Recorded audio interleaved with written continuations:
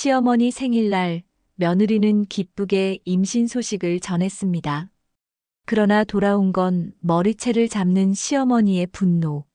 내 아들은 무정자증이야. 그 순간 열려있는 문으로 들어온 한 여인, 그리고 밝혀지는 충격적인 진실. 그 아이는 당신 남편의 아이예요. 이 가족의 끝은 어디일까요?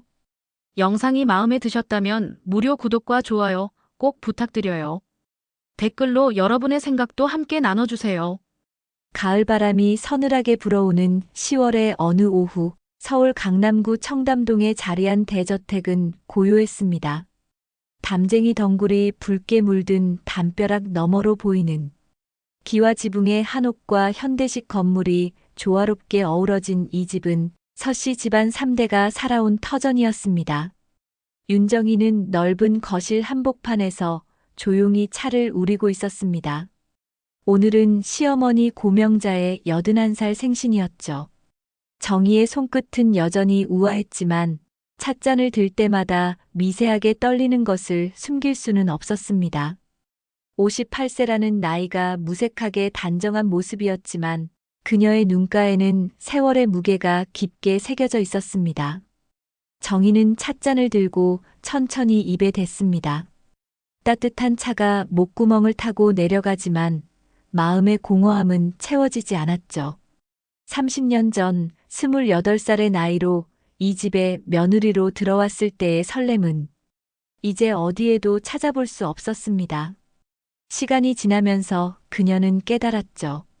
이 집에서 자신은 영원히 외부인이라는 것을. 이 집, 이 사람들, 다 내 것이지만 여전히 나는 남이다.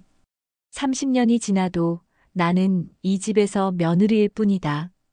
정희는 속으로 중얼거렸습니다. 창밖으로 보이는 정원의 단풍나무들이 붉게 물들어가는 모습이 그녀의 마음과 닮아 있었죠. 아름답지만 어딘지 쓸쓸한 가을의 정취처럼. 어머님, 차 드세요. 정희는 찻잔을 시어머니 앞에 공손히 놓았습니다. 고명자는 여전히 꼿꼿한 자세로 앉아 있었죠. 81살의 나이에도 불구하고 그녀의 눈빛은 날카로웠고 집안의 모든 일을 꿰뚫어 보는 듯 했습니다. 고명자는 정희가 이 집에 온 첫날부터 지금까지 한 번도 따뜻한 시선을 보낸 적이 없었습니다. 정희야, 민준이는 언제 온다고 했지? 오늘 저녁 무렵에 하영이와 함께 온다고 했습니다. 정희는 대답하면서도 마음 한편이 무거웠습니다. 의부사들 민준과의 관계는 언제나 어색했죠. 35살의 나이에 이미 성공한 사업가가 된 민준이었지만 정희에게는 여전히 냉랭한 시선을 보냈습니다. 그녀가 이 집에 온 지 30년이 되어가지만 민준에게 정희는 여전히 새어머니일 뿐이었습니다. 민준은 5살 때 어머니를 잃었습니다. 그리고 불과 3년 후 아버지는 정희와 재혼을 했죠. 어린 민준에게 정희는 돌아가신 어머니를 대신할 수 없는 존재였습니다. 아무리 정성을 다해도 아무리 사랑으로 보살펴도 민준은 마음의 문을 열지 않았죠. 하영이도 참 고생이 많지. 민준이 성격이 워낙. 고명자의 말에 정희는 고개를 끄덕였습니다. 며느리 이하영은 강단 있는 성격으로 유명했죠. 34살의 그녀는 자신만의 사업을 운영하며 당당하게 살아가고 있었습니다. 하지만 정희는 언제나 하영의 시선 속에서 무언가 숨겨진 감정을 느꼈습니다. 공손하면서도 어딘지 경계하는 듯한 눈빛이었죠. 하영은 3년 전 민준과 결혼했습니다. 두 사람의 만남은 사업상 인연에서 시작되었다고 했지만 정희는 항상 의문이었습니다. 하영이 민준을 진심으로 사랑하는 건지 아니면 다른 목적이 있는 건지. 젊은 여성의 마음을 읽기란 쉽지 않았죠. 저녁 무렵 현관문이 열리는 소리가 들렸습니다. 서인호가 돌아온 것이었습니다. 63세의 그는 여전히 늠름한 모습으로 대형 병원의 이사장 자리를 지키고 있었죠. 하지만 집에서의 그는 항상 피곤해 보였습니다. 병원 일에만 몰두하느라 가족과 보내는 시간은 점점 줄어들었고 부부간의 대화도 필요한 것들로만 제한되었습니다. 어머니, 다녀왔습니다. 정희야, 고생 많았어. 인호는 간단히 인사를 건넸습니다. 부부 사이의 대화는 언제나 이런 식이었죠. 서로를 존중하지만 깊은 감정을 나누지는 않는 관계. 정희는 때때로 자신이 이 집에서 진짜 아내인지 아니면 단순히 집안을 돌보는 관리인인지 헷갈릴 때가 있었습니다. 인호와 정희의 결혼은 사랑보다는 필요에 의한 것이었습니다. 인호에게는 어린 아들을 돌볼 사람이 필요했고 정희에게는 안정된 삶이 필요했죠. 하지만 시간이 흘러도 두 사람 사이에는 진정한 친밀감이 생기지 않았습니다. 민준이는 곧 올 겁니다. 하영이와 함께요. 정희는 남편에게 차를 따라주며 답했습니다. 그때 다시 현관문이 열리는 소리가 들렸죠. 이번에는 젊은 남성의 목소리가 들려왔습니다. 할머니, 아버지, 어머니. 민준의 목소리였습니다. 하지만 오늘의 그는 평소와 달랐죠.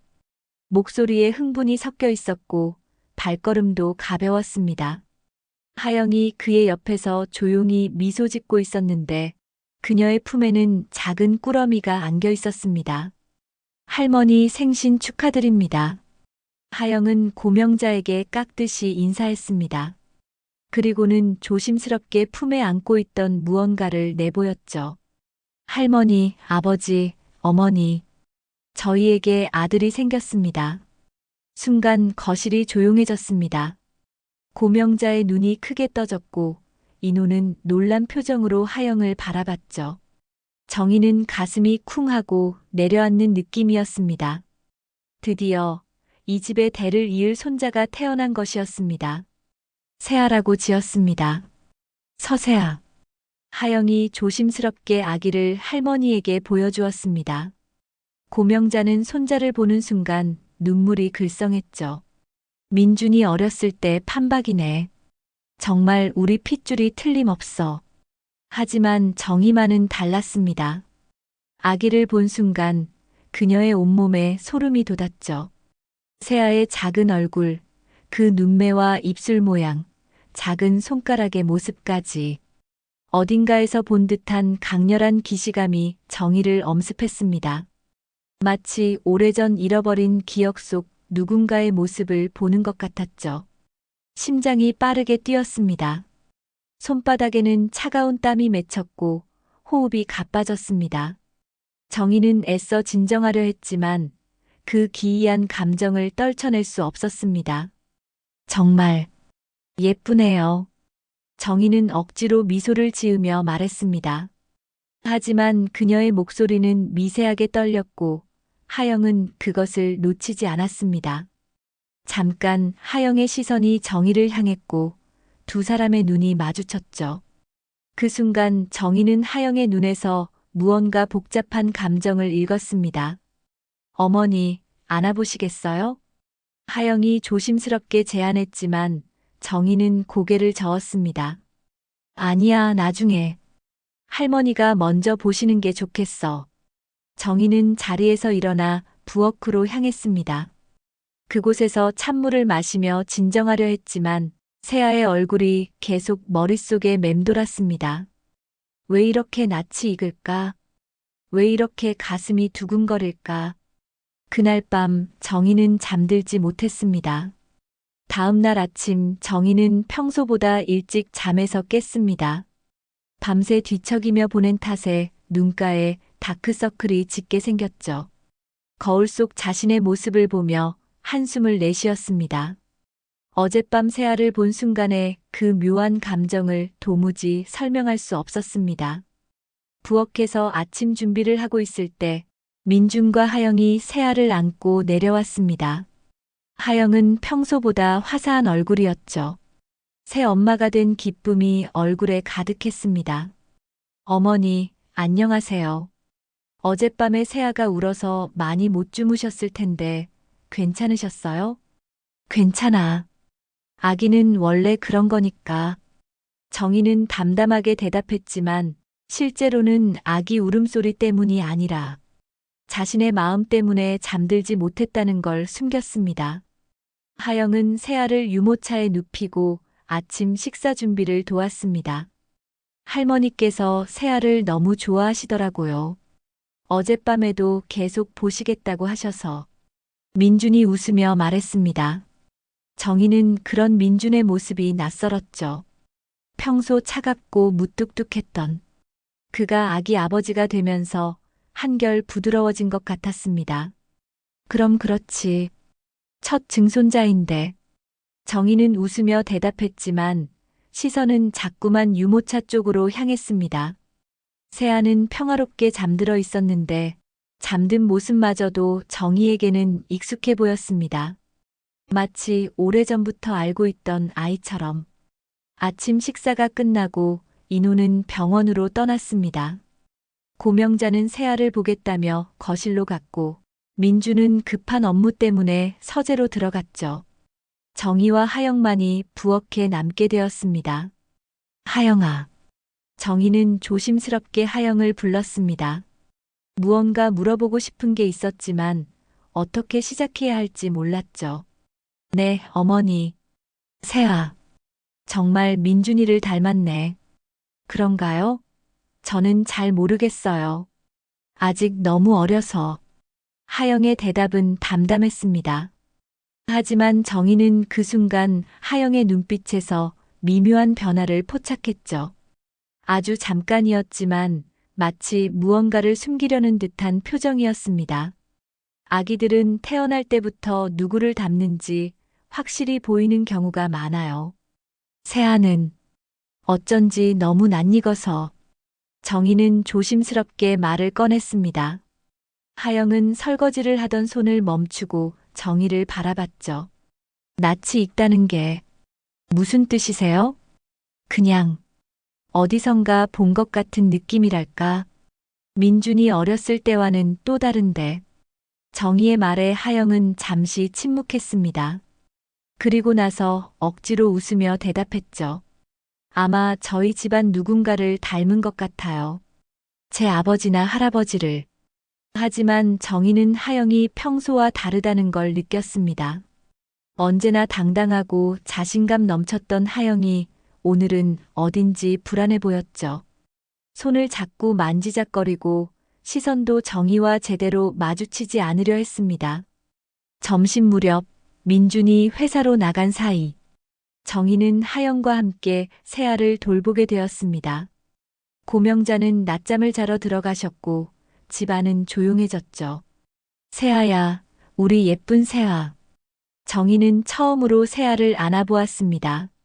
아기의 따뜻한 체온이 팔로 전해지는 순간 다시 한번 그 묘한 감정이 밀려왔습니다. 세아의 작은 손가락, 오똑한 코, 그리고 눈매. 모든 것이 너무나 익숙했습니다. 세아. 민준이 아이가 확실하니? 정희는 자신도 모르게 그런 말이 튀어나왔습니다. 하영은 깜짝 놀라며 정희를 바라봤죠. 어머니, 그게 무슨 말씀이세요? 아, 미안해. 그냥 너무 특별해 보여서. 보통 아기들과는 뭔가 달라 보인다는 뜻이었어. 정희는 황급히 변명했지만 하영의 표정은 굳어졌습니다.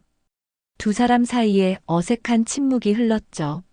어머니께서는 혹시 저에 대해 의심하고 계시는 건 아니죠? 하영의 목소리에는 날카로움이 섞여 있었습니다. 평소의 공손한 말투와는 전혀 달랐죠. 무슨 의심을 하겠어? 그런 게 아니야. 그럼 왜 그런 질문을 하시는 거예요? 제가 바람을 피웠다는 식으로 말씀하시는 건가요? 하영의 반응이 예상보다 격했습니다. 정희는 당황했죠. 단순한 호기심에서 나온 말이었는데 하영이 이렇게 민감하게 반응할 줄은 몰랐습니다. 하영아, 진정해. 나는 그런 뜻이 아니었어. 저는 민준 오빠를 진심으로 사랑해요. 그리고 세아는 분명히 민준 오빠의 아들이에요. 하영의 목소리는 떨리고 있었습니다. 그런데 정희는 이상했습니다. 왜 하영이 이렇게 필사적으로 해명하려 할까? 정말 아무것도 숨길 게 없다면 이렇게까지 흥분할 필요가 있을까? 물론이지. 당연히 민준이 아들이지. 정희는 하영을 달래려 했지만 마음 한편으로는 의구심이 더욱 커졌습니다. 하영의 과도한 반응이 오히려 의심을 부추겼죠. 그날 오후 하영은 급한 일이 있다며 세아를 두고 외출했습니다. 정희는 혼자 세아를 돌보게 되었죠. 아기를 안고 있으면서도 계속 그 묘한 감정에 시달렸습니다. 세아의 작은 귀, 눈썹 모양, 심지어 울음소리까지 모든 것이 낯익었습니다. 하지만 그것이 무엇인지, 누구를 닮은 것인지는 확실하지 않았죠. 설마 그럴 리는 없어. 정희는 고개를 저었습니다. 하지만 마음 깊은 곳에서는 어떤 불길한 예감이 자라나고 있었습니다. 왜 하영이 그렇게 민감하게 반응했을까? 왜 세아가 이렇게 낯익을까? 저녁 무렵 민준이 돌아왔습니다. 하영은 아직 집에 오지 않았죠. 어머니, 하영이는 어디 갔어요? 급한 일이 있다고 나갔어. 곧 올 거야. 민준은 세아를 안아보며 환하게 웃었습니다. 정말 예쁘죠? 이렇게 예쁜 아들을 낳아줘서 하영이에게 너무 고마워요. 민준의 순수한 미소를 보며 정희는 마음이 복잡해졌습니다.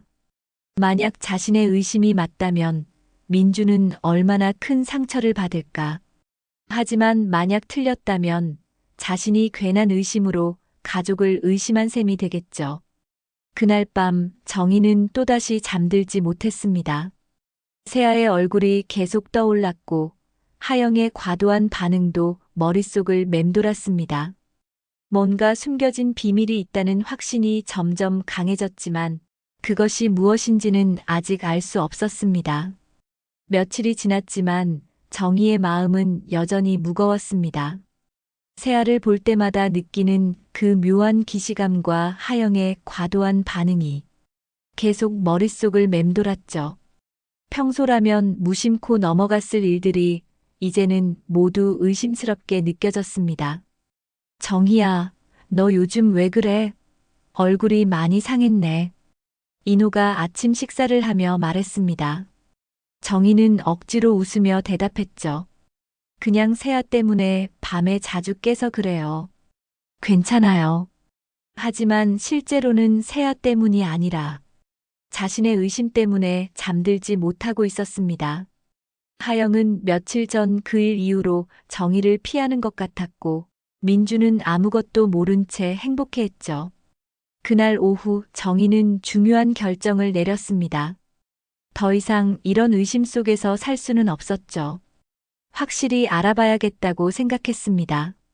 정희는 조심스럽게 세아의 방으로 들어갔습니다. 아기는 평화롭게 낮잠을 자고 있었죠. 정희는 떨리는 손으로 세아의 머리카락 몇 올을 조심스럽게 잘랐습니다. 아기가 깨지 않도록 최대한 조용히 움직였죠. 이게 맞는 걸까? 정희는 잠시 망설였습니다. 하지만 이미 시작한 일이었죠. 머리카락을 작은 봉투에 넣고 몰래 외출 준비를 했습니다. 어머니, 어디 가세요? 하영이 갑자기 나타나 물었습니다. 정희는 깜짝 놀랐지만 태연한 척했죠. 그냥 잠깐 마트에 가려고. 제가 갈까요? 무엇이 필요하신지 말씀하시면. 아니야, 나도 답답해서 바람 좀 쐬고 싶어. 하영은 의심스러운 눈빛으로 정희를 바라봤지만 더 이상 묻지는 않았습니다. 정희는 택시를 타고 시내의 한 유전자 검사센터로 향했습니다. 인터넷에서 미리 찾아놓은 곳이었죠. 접수를 하면서도 가슴이 두근거렸습니다. 어떤 검사를 원하시나요? 친자 확인 검사요. 네, 그럼 이 서류를 작성해 주시고 검체를 제출해 주세요. 정희는 서류를 작성하면서 민준의 이름을 적었습니다. 그리고 세아의 머리카락을 제출했죠. 민준의 검체는 따로 구해야 했지만 일단 세아의 것부터 시작하기로 했습니다. 결과는 언제 나와요? 보통 일주일 정도 걸립니다. 연락처로 전화드릴게요. 집으로 돌아오는 길, 정희는 복잡한 심정이었습니다.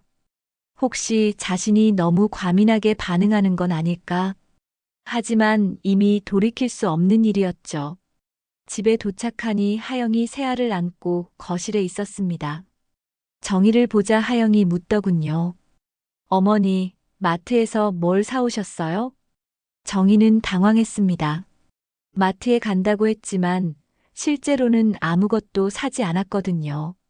아, 그냥 둘러보기만 했어. 별로 필요한 게 없더라. 하영은 의심스러운 표정이었지만 더 이상 묻지 않았습니다. 이틀 후 정희는 민준의 검체를 구할 기회를 얻었습니다. 민준이 면도를 한 후 화장실에 털어둔 면도기에서 털을 몇 올 구할 수 있었죠. 다시 검사센터를 방문해 추가 검체를 제출했습니다. 그 주 내내 정희는 초조하게 기다렸습니다. 전화가 올 때마다 가슴이 두근거렸고 가족들과 함께 있을 때도 집중할 수 없었죠. 정희 씨, 왜 이렇게 신경질적이에요? 인호가 짜증스럽게 말했습니다. 미안해요. 그냥 요즘 컨디션이 안 좋아서. 일주일이 지난 어느 날 오후 드디어 전화가 왔습니다. 윤정희 님이시죠? 유전자 검사 결과가 나왔습니다. 센터로 오셔서 결과를 받아가시거나 이메일로 받으실 수 있습니다. 이메일로 보내주세요. 정희는 떨리는 목소리로 답했습니다. 집에서 컴퓨터를 켜고 이메일을 확인했죠. 첨부 파일을 열어보는 손이 덜덜 떨렸습니다. 결과 보고서를 본 순간 정희는 의자에서 주저앉을 뻔했습니다. 친자 관계 확률 0%. 결론 서민준과 서세아는 친자 관계가 아닙니다. 정희는 눈을 감았습니다. 자신의 의심이 맞았던 것입니다. 세아는 민준의 아들이 아니었죠. 그렇다면 대체 누구의 아이일까? 그때 보고서의 아래쪽을 보니 추가 정보가 있었습니다. 정희가 추가로 요청했던 부분이었죠. 세아의 부계 DNA 분석 결과 놀라운 사실이 드러났습니다. 추가 분석 결과 서세아의 생물학적 부치는 서인호와 99.9% 일치. 정희는 보고서를 다시 읽고 또 읽었습니다. 믿을 수 없었죠. 세아의 아버지가 인호라는 뜻이었습니다. 남편과 며느리 사이에 그런 일이 있었다는 것입니까? 이게 무슨 일이야? 인호가 하영과 정희의 머릿속이 하얘졌습니다. 남편을 믿고 있었는데 설마 며느리와 그런 관계였다니. 언제부터였을까? 어떻게 이런 일이 벌어진 걸까? 갑자기 하영의 그동안 행동들이 이해되기 시작했습니다. 왜 그렇게 민감하게 반응했는지, 왜 불안해했는지, 그리고 세아가 왜 그렇게 낯익었는지도. 정희는 보고서를 프린트해서 책상 서랍에 숨겨두었습니다. 어떻게 해야 할지 갈피를 잡을 수 없었죠. 이 사실을 민준에게 말해야 할까? 아니면 인호와 하영을 먼저 추궁해야 할까? 그날 저녁 가족들과 함께 저녁 식사를 하면서도 정희는 아무 말도 할 수 없었습니다. 인호는 평소처럼 담담했고 하영은 세아를 돌보며 자연스럽게 행동했죠. 민주는 여전히 아무것도 모른 채 행복해했습니다. 어떻게 이런 일이? 정희는 세아를 바라보며 복잡한 감정에 휩싸였습니다. 미움과 동시에 안쓰러움도 느껴졌죠. 세아는 아무 잘못이 없는 아이였습니다. 하지만 이 아이의 존재 자체가 이 가족을 무너뜨릴 폭탄이었던 것입니다. 그날 밤 정희는 침대에 누워 천장을 바라봤습니다. 옆에서 잠든 인호를 보니 역겨운 감정이 올라왔죠. 30년 동안 함께 살았는데 이 사람을 정말 알고 있었던 걸까? 하영은 어떨까? 겉으로는 당당하고 강인해 보이지만 실제로는 남편의 아버지와 관계를 맺고 그의 아이를 낳은 여자였습니다. 어떻게 그런 일을 할 수 있었을까? 정희는 이제 선택해야 했습니다. 이 비밀을 혼자 안고 살 것인가, 아니면 진실을 폭로할 것인가. 어떤 선택을 하든 이 가족은 예전 같지 않을 거였습니다. 새벽이 되어서야 정희는 결심을 굳혔습니다. 더 이상 숨길 수는 없었죠. 진실은 언젠가 드러날 것이고, 그렇다면 지금이 적절한 때일지도 모릅니다. 다음 날 아침 정희는 평소보다 일찍 일어났습니다. 밤새 뒤척이며 생각한 끝에 내린 결론이 있었죠. 더 이상 이 상황을 방관할 수는 없었습니다. 거실로 향하던 정희는 소파에 놓인 하영의 휴대폰을 발견했습니다. 하영은 화장실에 있었죠. 정희는 주변을 둘러본 후 조심스럽게 휴대폰을 들어보았습니다. 다행히 잠금이 걸려있지 않았어요. 메시지함을 확인해 보니 충격적인 내용이 보였습니다. 인호라는 이름으로 저장된 연락처였죠. 며느리가 시아버지를 이름으로 저장해 놓다니. 오늘 2시에 평소 장소에서 만나자. 조심해서 와. 알겠어요. 정희 어머니가 의심하고 있는 것 같아요. 괜찮아. 조금만 더 참자. 정희는 휴대폰을 다시 제자리에 놓고 부엌으로 향했습니다. 손이 떨려서 찻잔을 제대로 잡을 수도 없었죠. 인호가 병원으로 출근한 후 정희는 하영의 행동을 관찰했습니다. 하영이 휴대폰을 확인할 때마다 보이는 긴장감, 조심스러운 목소리가 평소와 달랐어요. 하영아, 나 잠깐 마트에 다녀올게. 네, 어머니. 천천히 다녀오세요. 정희는 집을 나선 척하고 근처 카페에서 기다렸습니다. 1시간 후 집으로 돌아와 보니 하영이 전화 통화를 하고 있었죠. 아니에요. 아직 아무도 눈치채지 못했어요. 하지만 어머니가 요즘 이상해요. 계속 저를 의심하는 것 같아요. 하영의 목소리였습니다. 정희는 가슴이 쿵 내려앉았죠. 네, 알겠어요. 조심할게요. 절대 들키면 안 되니까. 민준 오빠한테 알려지면. 통화가 끝나자 정희는 서둘러 들어오는 척했습니다. 점심 무렵 정희는 인후의 병원으로 전화를 걸었습니다. 이사장님께서 외부 미팅 중이셔서 오후 늦게 들어오실 예정입니다. 인호는 분명 아침에 중요한 수술이 있다고 했는데 외부 미팅이라니. 언제부터 이렇게 거짓말을 하기 시작한 걸까? 오후 1시 30분경 하영이 서둘러 외출 준비를 했습니다. 어머니, 잠깐 나갔다 올게요. 어디 가는데? 친구 만나는 거예요. 하영이 나간 후 정희는 충동적으로 결정을 내렸습니다. 하영을 따라가 보기로 한 것이죠. 하영은 지하철을 타고 강남역 근처로 향했습니다. 강남역 근처의 한 고급 카페 앞에서 하영이 멈춰 섰어요. 정희는 길 건너편에 숨어서 지켜봤습니다. 잠시 후 정희의 예상대로 익숙한 인물이 나타났습니다. 인호였습니다. 정희는 눈을 의심했습니다. 남편과 며느리가 은밀하게 만나는 현장을 목격한 것이죠. 두 사람은 자연스럽게 카페 안으로 들어갔습니다. 정희는 떨리는 다리로 카페 근처까지 다가갔습니다. 창문 너머로 보니 인호와 하영이 구석진 자리에 앉아 진지하게 대화하고 있었죠. 인호는 하영의 손을 잡고 무언가 간절하게 말하고 있었습니다. 정말이었구나. 정희는 현실을 받아들일 수밖에 없었습니다. 남편과 며느리 사이의 불륜을 직접 목격한 것이죠. 1시간 후 두 사람이 카페를 나왔습니다. 정희는 급히 몸을 숨겼어요. 인호는 하영의 어깨를 감싸며 위로하고 있었고 마지막에 두 사람은 서로를 끌어안았습니다. 집으로 돌아오는 길 정희의 머릿속은 복잡했습니다. 분노와 배신감 그리고 깊은 절망감이 한꺼번에 밀려왔죠. 30년 동안 함께 살아온 남편이 며느리와 불륜을 저질렀다는 사실을 어떻게 받아들여야 할까? 집에 도착하니 하영이 이미 돌아와 있었습니다. 어머니, 어디 다녀오셨어요? 그냥 산책했어. 정희는 담담하게 대답했지만 하영을 바라보는 시선은 예전과 달랐습니다. 저녁 무렵 인호가 돌아왔습니다. 늦었어요. 회의가 길어져서. 회의요? 정희는 날카롭게 물었습니다. 인호는 잠시 당황하는 기색을 보였죠. 병원 이사회 회의. 여러 가지 안건들이 있어서. 몇 시부터 몇 시까지? 왜 그렇게 자세히 물어?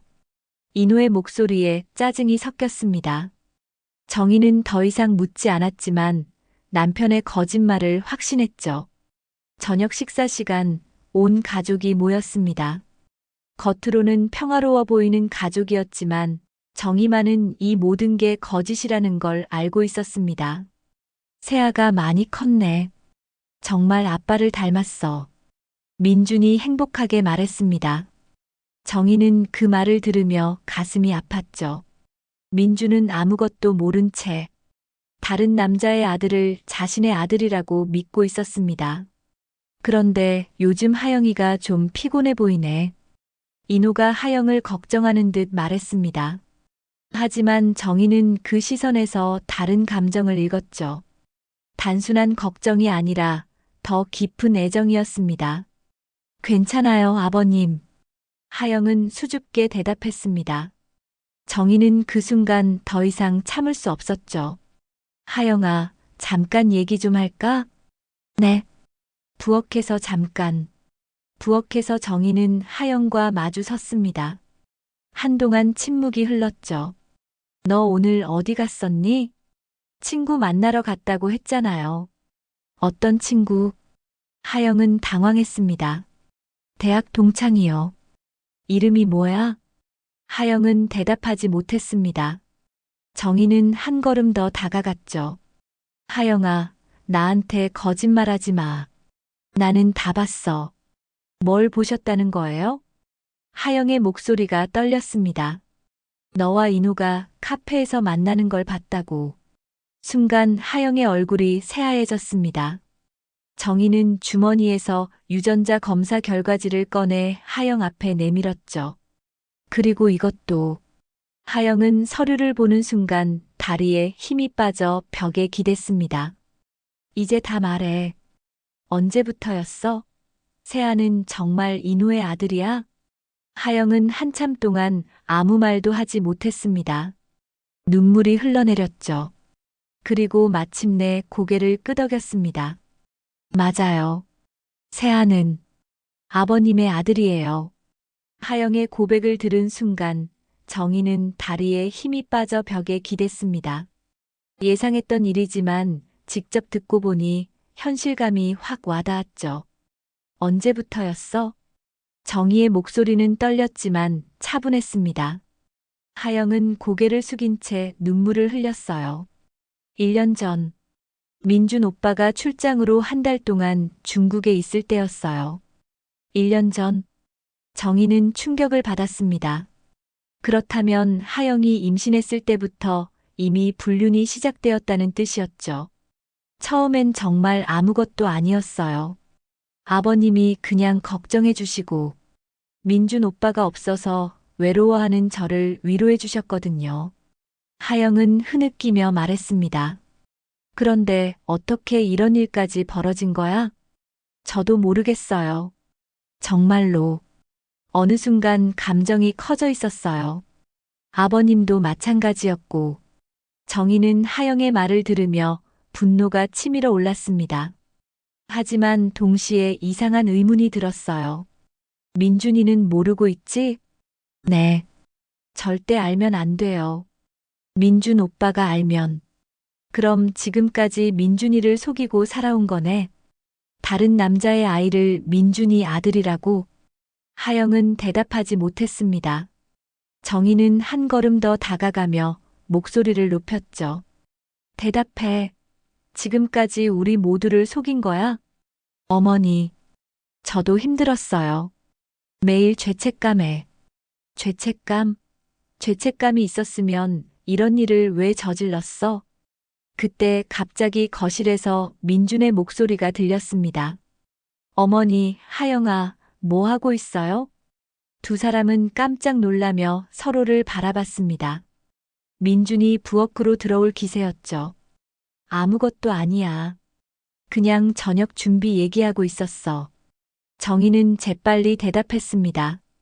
하영은 눈물을 급히 닦으며 억지로 웃었어요. 그래요, 오빠. 금방 나갈게요. 민주는 의심스러운 표정으로 두 사람을 바라봤지만 더 이상 묻지 않고 거실로 돌아갔습니다. 이 얘기는 여기서 끝내자. 하지만 이대로 넘어갈 생각은 하지 마. 정희는 차갑게 말하고 부엌을 나갔습니다. 하영은 그 자리에서 한참 동안 움직이지 못했죠. 그날 밤 정희는 침실에서 인호를 기다렸습니다. 인호가 샤워를 마치고 나오자 정희가 말을 걸었어요. 여보, 얘기 좀 할까요? 무슨 얘기? 인호는 평소와 다름없이 대답했지만 정희는 그의 표정에서 미묘한 변화를 포착했습니다. 요즘 병원 일이 많이 바쁘다고 했는데 정말 그런 거죠? 당연하지.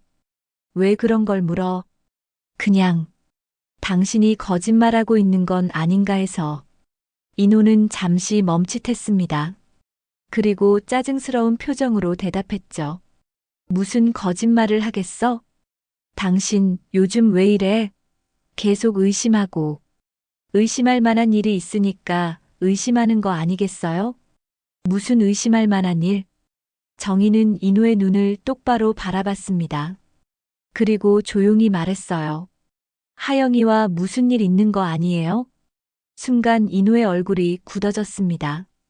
하지만 곧 억지로 웃으며 반박했죠. 하영이가 뭐? 당신 정말 이상한 소리 하네. 하영이는 우리 며느리잖아. 며느리라고 해서 그런 일이 없을 거라고 생각해요. 그런 일이 뭔데? 인호는 계속 모르는 척했지만 정희는 그의 당황한 기색을 놓치지 않았습니다. 당신이 하영이와 만나고 있다는 걸 알고 있어요. 인호는 완전히 침묵했습니다. 한참 후에 입을 열었죠. 정희 씨가 뭘 본 건지 모르겠지만 오해하고 있는 것 같네. 오해요? 제가 직접 봤는데 뭘 봤다는 거야? 당신과 하영이가 카페에서 만나는 걸 봤어요. 손잡고 있는 것도. 인호는 더 이상 부인할 수 없다는 걸 깨달았습니다. 하지만 여전히 인정하지 않으려 했어요. 그건 그냥 하영이가 고민이 있어서 상담해 준 거야. 상담이면 집에서 하면 되잖아요. 왜 몰래 만나야 해요? 민준이 앞에서 하기 어려운 얘기였으니까. 무슨 얘기인데? 인호는 대답하지 못했습니다. 정희는 더 이상 참을 수 없었죠. 세아가 당신 아들이라는 것도 알고 있어요. 이 말에 인호는 완전히 얼어붙었습니다. 얼굴이 새하얘졌죠. 뭐라고? 유전자 검사해봤어요. 세아는 민준이 아들이 아니에요. 당신 아들이라고 나왔어요. 인호는 침대에 주저앉았습니다. 더 이상 숨길 수 없다는 걸 알았죠. 정희야. 언제부터였어요? 언제부터 며느리와 그런 관계였던 거예요? 인호는 한참 동안 말하지 못했습니다. 그리고 마침내 입을 열었어요. 1년 전부터. 민준이가 출장 갔을 때부터였어. 1년 동안 저를 속인 거군요. 정희야, 나도 어쩔 수 없었어. 처음엔 정말 아무 생각 없었는데. 어쩔 수 없다고? 그게 변명이 돼요? 정희의 목소리가 높아졌습니다. 인호는 황급히 손짓하며 목소리를 낮추라고 했죠. 조용히 해. 다른 사람들이 들으면. 다른 사람들이 문제예요? 지금 우리 가족이 박살나고 있는데. 정희야, 내가 잘못했어. 하지만 이미 벌어진 일이고. 이미 벌어진 일이면 어쩌라는 거예요? 그냥 모른 척하고 살라는 거예요? 인호는 대답하지 못했습니다. 정희는 분노와 절망감에 휩싸였죠. 민준이는 어떻게 할 거예요? 세아가 자기 아들이 아니라는 걸 알면 어떻게 될지 생각해 봤어요? 그래서 비밀로 해야 하는 거 아니야? 비밀로 하자고. 이런 큰 일을 비밀로 하자고요? 정희야, 제발. 민준이 알면 정말 큰일 나. 이 집안이 완전히 망가져. 정희는 인우의 비겁한 모습에 더욱 화가 났습니다. 이미 망가졌어요. 당신이 망가뜨린 거라고요. 정희야, 저 나가서 잘게요. 당신과 같은 침대에서 잘 수 없어요. 정희는 베개와 이불을 챙겨 침실을 나갔습니다. 인우는 그런 정희를 말리지 못했죠. 거실 소파에 누운 정희는 잠들 수 없었습니다. 30년 동안 쌓아온 결혼 생활이 하루아침에 무너진 기분이었어요. 남편의 배신, 며느리의 기만, 그리고 무고한 민준과 세아까지. 어떻게 해야 하지? 정말 이대로 비밀로 해야 할까? 정희는 복잡한 심정으로 밤을 새웠습니다. 이 비밀을 안고 사는 것도 괴롭지만 진실을 말하면 가족 모두가 상처받을 게 뻔했죠. 새벽이 되어서야 정희는 하나의 결론에 도달했습니다. 더 이상 이런 거짓 속에서 살 수는 없다는 것이었어요. 다음 날 아침 정희는 거실 소파에서 깨어났습니다. 온몸이 뻐근했지만 마음은 결연했어요. 밤새 생각한 끝에 내린 결론이 있었거든요. 더 이상 이런 거짓 속에서 살 수는 없었습니다. 인우는 평소보다 일찍 병원으로 나갔습니다. 정희와 마주치는 것을 피하려는 듯 보였죠.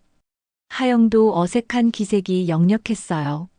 아침 식사 준비를 도우면서도 정희의 눈치를 계속 살폈습니다. 어머니, 어젯밤에 소파에서 주무셨어요? 어디 아프신 건 아니죠? 민준이 걱정스러운 표정으로 물었습니다. 정희는 억지로 웃으며 대답했어요. 괜찮아. 그냥 잠이 안 와서 거실에서 텔레비전 보다가 그만. 하영은 안도의 표정을 지었지만 정희는 그런 하영을 차갑게 바라봤습니다. 민준이 회사로 출근한 후 집에는 정희, 하영, 그리고 고명자만 남았습니다. 정희는 중요한 결정을 내렸어요. 시어머니께 모든 것을 말하기로 한 것이죠. 어머님, 잠깐 말씀드릴 것이 있습니다. 무슨 일이야? 고명자는 평소처럼 위험 있는 목소리로 대답했습니다. 중요한 얘기니까 서재에서 조용히 말씀드릴게요. 정희는 시어머니를 서재로 모셨습니다. 하영은 불안한 표정으로 그들을 바라봤어요. 서재에서 정희는 고명자 앞에 유전자 검사 결과지를 내밀었습니다. 어머님, 이것 좀 보세요. 고명자는 돋보기를 쓰고 서류를 자세히 살펴봤습니다. 처음에는 무슨 내용인지 이해하지 못하는 듯 했지만 점차 표정이 굳어지기 시작했어요. 이게 무슨 소리야? 세아가 민준이 아들이 아니라는 뜻입니다. 그리고 인호의 아들이라는 얘기예요. 고명자는 서류를 내려놓고 정희를 똑바로 바라봤습니다. 그 눈빛에는 분노와 충격이 동시에 담겨 있었죠. 인호와 하영이가 네, 맞습니다. 1년 전부터 그런 관계였다고 해요. 고명자는 한참 동안 말을 하지 못했습니다. 그리고 갑자기 벌떡 일어나며 소리쳤어요. 이런 더러운 일이 우리 집안의 체면이 이게 뭐야? 어머님, 목소리 좀 낮추세요. 하영이가 들으면 어때? 이런 추악한 일을 저지른 년이. 고명자의 분노는 상상 이상이었습니다. 81세의 나이에도 불구하고 혈기가 치솟아 올랐죠. 당장 하영이를 불러와. 어머님, 진정하세요. 일단 차근차근 생각해봐야. 차근차근? 이런 일에 차근차근이 어디 있어. 당장 전현을 쫓아내야 해. 그때 서재 문이 열리며 하영이 들어왔습니다. 고명자의 고함 소리에 놀라서 온 것이죠. 할머니, 무슨 일이세요? 하영은 정희와 고명자의 표정을 보고 불길한 예감을 느꼈어요. 너 이게 뭐야? 고명자는 유전자 검사 결과지를 하영에게 던졌습니다. 하영은 서류를 본 순간 얼굴이 새하얘졌어요. 할머니, 이건 이제 와서 변명할 생각 마라. 인호와 언제부터 그런 더러운 짓을 했어? 할머니, 저는. 닥쳐. 우리 집안을 이렇게 더럽힌 년이 무슨 말을 해? 고명자는 지팡이를 들고 하영을 향해 다가갔습니다. 하영은 무서워서 뒤로 물러났죠. 할머니, 제발 들어주세요. 저도 의도한 게 아니었어요. 의도한 게 아니야? 그럼 세아는 어떻게 생긴 거야? 저도 어쩔 수 없었어요. 하영은 울먹이며 말했습니다. 그때 고명자가 갑자기 무언가를 떠올린 듯 정희를 바라봤어요. 정희야, 잠깐. 이거 혹시... 고명자는 무슨 생각이 든 듯 말을 멈췄습니다. 그리고 하영을 다시 자세히 바라봤죠. 하영아, 너 부모가 누구야? 네. 하영은 갑작스러운 질문에 당황했습니다. 부모가 누구냐고 물어보잖아. 저는 어렸을 때 입양되어서 친부모가 누군지 모릅니다. 고명자의 얼굴이 더욱 굳어졌습니다. 정희도 이상함을 느꼈어요. 어머님, 왜 그런 걸 물어보세요? 고명자는 한참 동안 하영을 바라보더니 갑자기 주저앉았습니다. 이런 일이. 어머님, 괜찮으세요? 정희가 급히 고명자를 부축했습니다. 하영도 놀라서 다가왔어요. 할머니, 어디 아프세요? 고명자는 떨리는 목소리로 말했습니다. 하영아, 너 몇 년도에 태어났지? 1991년이요. 입양된 건 언제고? 태어나자마자라고 들었어요. 왜 그런 걸 물어보세요? 고명자는 눈을 감았습니다.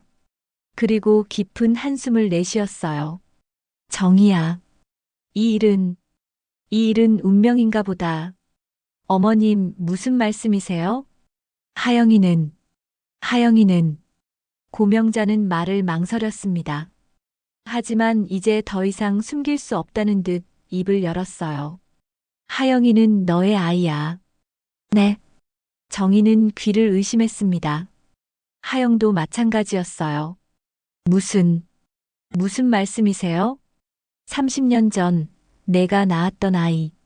그 아이가 하영이야. 정희는 현기증이 났습니다. 30년 전 자신이 낳았지만 입양 보낸 아이가 있었어요. 그런데 그 아이가 하영이라는 말인가요? 어머님, 그럴 리 없어요.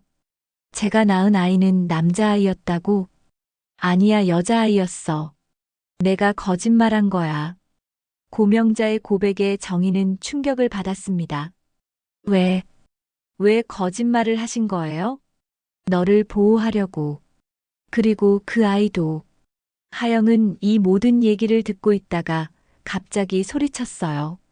잠깐요. 그럼 제가 어머니의 딸이라는 거예요? 그래. 너는 정희의 친딸이야. 순간 서재안이 조용해졌습니다.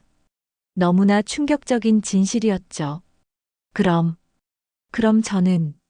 하영은 말을 잇지 못했습니다. 자신이 친어머니의 남편과 관계를 맺었다는 사실을 깨달은 것이죠. 그리고 세아는 너의 외손자이면서 동시에 이복 동생인 셈이지. 고명자의 말에 모두가 말을 잃었습니다. 이토록 복잡하고 비극적인 상황을 어떻게 받아들여야 할까요? 정희는 하영을 바라봤습니다.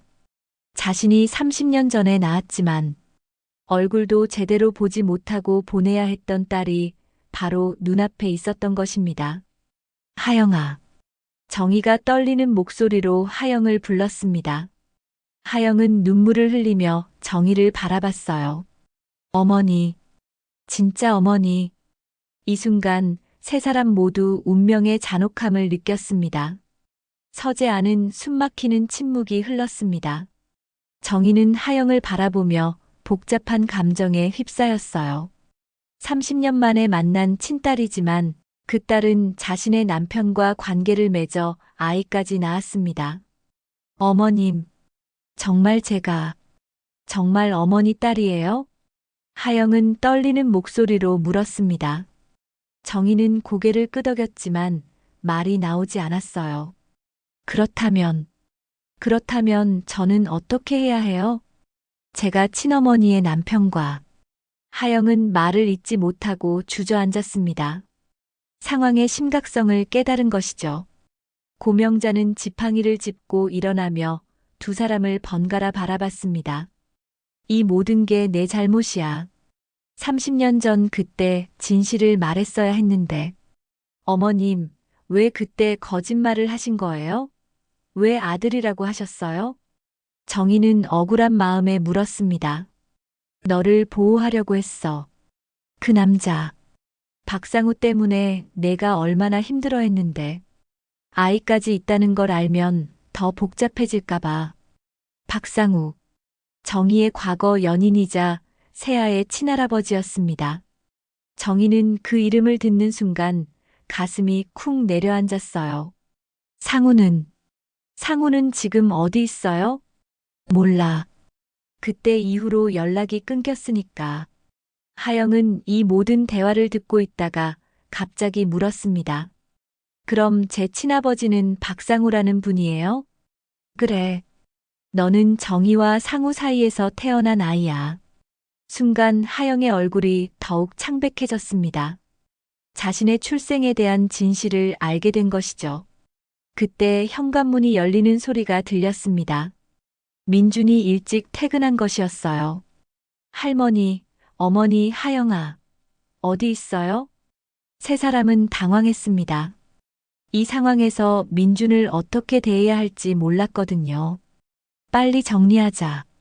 민준이가 올라온다. 정희는 급히 유전자 검사 결과지를 치웠습니다. 하영은 눈물을 닦으며 진정하려 애썼어요. 할머니, 여기 계셨네요. 어머니도. 민준이 서재에 들어왔습니다. 그리고 하영의 빨간 눈을 보고 걱정스러운 표정을 지었어요. 하영아, 왜 울었어? 무슨 일 있었어? 아, 아니야, 오빠. 그냥 감정이 북받쳐서. 하영은 거짓말을 했지만 민주는 쉽게 납득하지 못했습니다. 무슨 얘기를 하고 있었는데? 분위기가 이상해. 별거 아니야. 그냥 가족 얘기했어. 정희가 대신 대답했지만 민주는 의심스러운 눈빛을 거두지 않았어요. 정말 괜찮아? 할머니도 표정이 안 좋으시고. 괜찮다, 민준아. 그냥 늙은이가 감상에 젖어서 그래. 고명자가 억지로 웃으며 말했습니다. 저녁 식사 시간이 되었지만 아무도 입맛이 없었습니다. 인우는 여전히 늦었고 식탁에는 어색한 침묵만 흘렀어요. 어머니, 아버지는 언제 오신대요? 늦을 거래.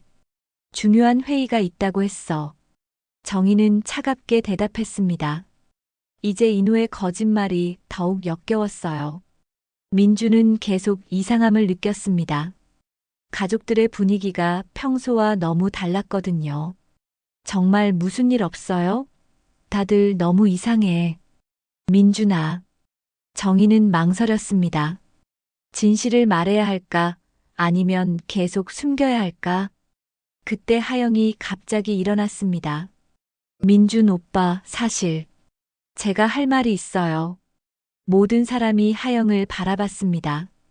정희와 고명자는 깜짝 놀랐어요. 하영아, 뭔데? 오빠. 미안해요. 정말 미안해요. 하영의 눈에서 눈물이 흘러내렸습니다. 왜 갑자기 미안하다는 거야? 무슨 일인데? 민주는 점점 불안해졌습니다. 세아가 오빠 아들이 아니에요. 순간 식탁이 조용해졌습니다. 민주는 하영의 말을 이해하지 못하는 듯 멍하니 바라봤어요. 무슨 소리야? 세아가 내 아들이 아니라니? 정말 미안해요. 저도 어쩔 수 없었어요. 어쩔 수 없었다는 게 무슨 뜻이야? 하영아, 똑똑히 말해. 민준의 목소리가 높아졌습니다. 정희는 말리려 했지만 이미 늦었어요. 세아의 아버지는 아버님이에요. 민주는 귀를 의심했습니다. 그리고 천천히 고개를 돌려 정희를 바라봤어요. 어머니, 이게 무슨 소리예요? 정희는 대답하지 못했습니다. 민주는 다시 하영을 바라봤죠. 하영아, 장난하는 거지? 그렇지? 아니에요. 정말이에요. 저는 1년 전부터 아버님과 민주는 하영의 말을 더 이상 듣지 못하겠다는 듯 자리에서 벌떡 일어났습니다. 이런 미친, 이런 일이 어떻게. 민준아, 진정해. 정희가 말렸지만 민주는 들을 수 없었습니다. 아버지는 어디 있어요? 당장 아버지를 불러와요. 민준아, 일단 앉아서. 앉아서 뭘 해요? 내 아내가 아버지와 바람을 피웠는데. 민준의 분노는 폭발 직전이었습니다. 그때 하영이 더 충격적인 말을 했어요. 그리고 저는 어머니의 친딸이에요. 이 말에 민주는 완전히 얼어붙었습니다. 뭐라고? 30년 전에 어머니가 낳아서 입양 보낸 아이가 저예요. 민주는 이 모든 상황을 이해할 수 없었습니다. 아내가 자신의 아버지와 불륜을 저질렀을 뿐만 아니라 그 아내가 새어머니의 친딸이라니. 이게 말이 돼요? 민주는 주저앉으며 머리를 감쌌습니다. 민준아. 정희가 다가가려 했지만 민주는 손을 저었어요. 가까이 오지 마세요. 지금은 누구도 가까이 오지 마요. 그때 현관문이 열리며 인호가 들어왔습니다. 늦었어요. 회의가. 인호는 식당의 분위기를 보고 말을 멈췄어요. 모든 사람이 자신을 바라보고 있었거든요. 무슨 일이야? 왜 다들 그런 표정으로? 아버지. 민준이 천천히 일어났습니다. 민준아, 정말이에요? 하영이와 그런 관계였던 거예요? 인호는 상황을 파악했습니다. 모든 게 드러난 것이죠. 민준아, 이건 대답만 하세요. 정말이에요? 인호는 한참 망설이다가 고개를 숙였습니다. 미안하다. 이 한마디로 모든 게 확인되었습니다. 민주는 분노를 참지 못하고 아버지에게 달려들었어요. 이 집 다 썩었어. 하지만 세아는 내가 키울 거야. 그 아이만은 잘못이 없으니까. 민준의 말에 모든 사람이 숨을 죽였습니다. 이 가족의 운명이 어떻게 될지 아무도 알 수 없었어요. 민준과 인호의 몸싸움은 정의의 제지로 겨우 멈췄습니다. 하지만 집안의 분위기는 이미 돌이킬 수 없을 만큼 험악해졌어요. 그만해. 이게 뭐 하는 짓이야. 정희가 두 사람 사이에 끼어들며 소리쳤습니다. 민주는 거친 숨을 내쉬며 아버지를 노려봤고 인호는 고개를 숙인 채 아무 말도 하지 못했어요. 민준아, 진정하고 앉아. 이제 와서 싸운다고 달라질 게 있겠니? 어떻게 진정하라는 거예요? 내 아내가 아버지와 그리고 세아까지. 민주는 말을 잇지 못하고 의자에 주저앉았습니다. 하영은 벽에 기대어 서서 계속 울고 있었죠. 고명자가 지팡이를 짚고 천천히 일어났습니다. 이제 다 끝났구나. 우리 집안이 완전히 망가졌어. 81세의 고명자에게는 너무나 충격적인 하루였습니다. 평생 지켜온 집안의 명예가 하루아침에 무너진 것이죠. 할머니. 민준이 고명자를 바라봤습니다. 민준아, 너는 잘못이 없어. 이 모든 건 어른들의 잘못이야. 고명자는 민준의 손을 잡으며 말했습니다. 그런데 세아는 어떻게 해요? 그 아이는 정말 무죄한데. 민준의 목소리에는 절망감이 섞여 있었습니다. 세아를 향한 사랑은 진짜였거든요. 세아는 내가 키워. 누가 낳았든 상관없이 내가 아버지야. 정희가 단호하게 말했습니다. 어머니 말이 맞아요. 세아는 오빠가 키우셔야 해요. 하영도 눈물을 흘리며 동의했습니다. 하지만 너희들은 어떻게 할 거야? 민준이 인호와 하영을 번갈아 바라봤습니다. 인호가 처음으로 입을 열었습니다. 민준아. 아버지가 정말 잘못했다. 어떤 벌을 받아도 할 말이 없어. 벌을 받는다고 해서 이 상황이 해결돼요? 해결은 안 되겠지. 하지만 최소한 책임은 져야지. 인호는 주머니에서 무언가를 꺼냈습니다. 병원 이사직 사표였어요.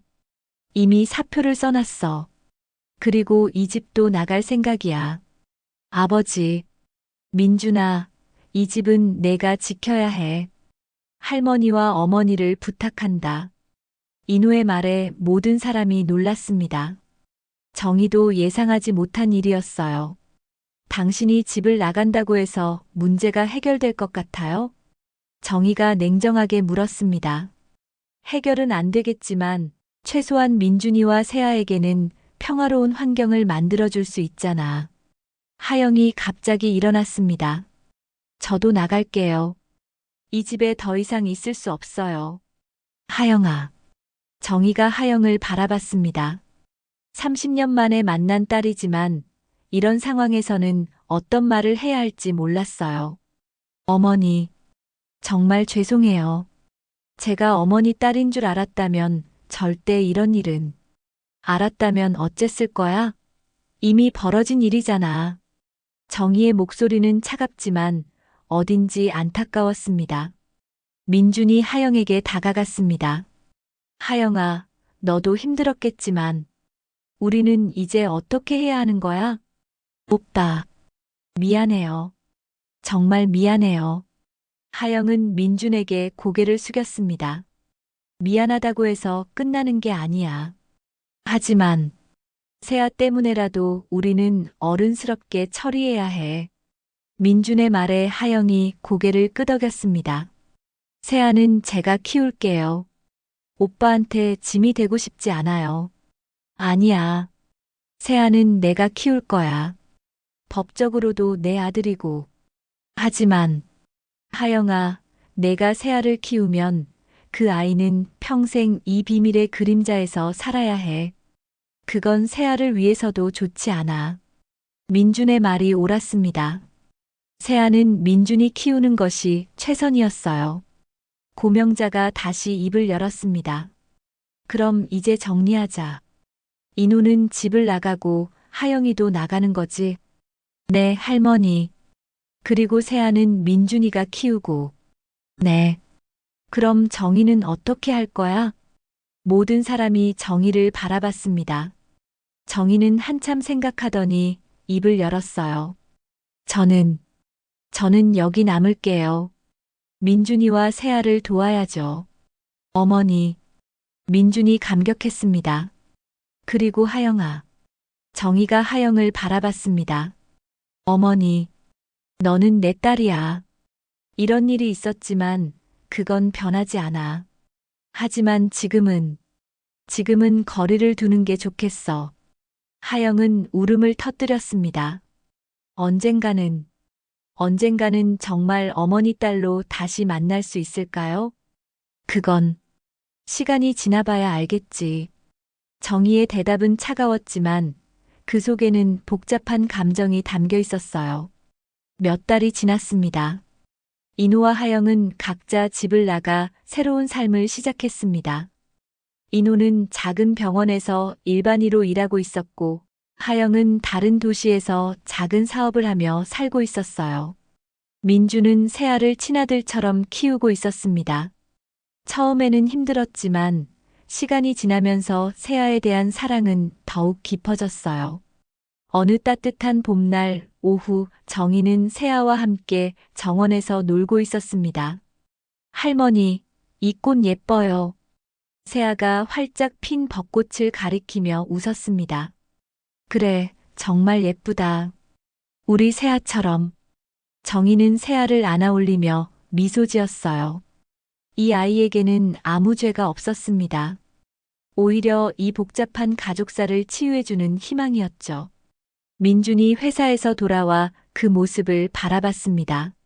어머니, 고생 많으세요. 아니야. 세아가 있어서 행복해. 세아야, 아빠 왔다. 세아는 민준을 보자 달려가서 안겼습니다. 아빠, 오늘 할머니랑 꼭 구경했어요. 그래, 우리 새아가 꽃보다 더 예쁜데? 민주는 새아를 들어올리며 웃었습니다. 그날 저녁 고명자는 병석에 누워 정희를 불렀습니다. 정희야. 네, 어머님. 후회하지 않니? 그 사람들을 용서한 건 말이야. 정희는 잠시 생각했습니다. 용서한 건 아니에요. 다만, 미움보다는 앞으로 나아가는 게 낫다고 생각해요. 그래, 내가 옳다. 인생이란 지울 수 없는 흔적을 안고 살아가는 거니까. 네, 어머님. 그리고 용서란 그 흔적을 사랑으로 덮어주는 일이겠지. 정희는 고명자의 손을 잡았습니다. 창밖으로 보이는 정원에서는 새아가 혼자 놀고 있었어요. 그 모습을 바라보며 정희는 생각했습니다. 인생이란 때로는 상상할 수 없는 시련을 가져다 줍니다. 하지만 그 시련 속에서도 사랑은 자라나고 용서는 치유를 가져다 주죠. 새아는 이 복잡한 가족사의 산물이지만 동시에 모든 것을 다시 시작하게 해주는 희망이기도 했습니다. 정희는 새아의 웃음소리를 들으며 조용히 미소 지었습니다. 과거는 바꿀 수 없지만 미래는 얼마든지 다르게 만들 수 있으니까요. 오늘 이야기 어떠셨나요?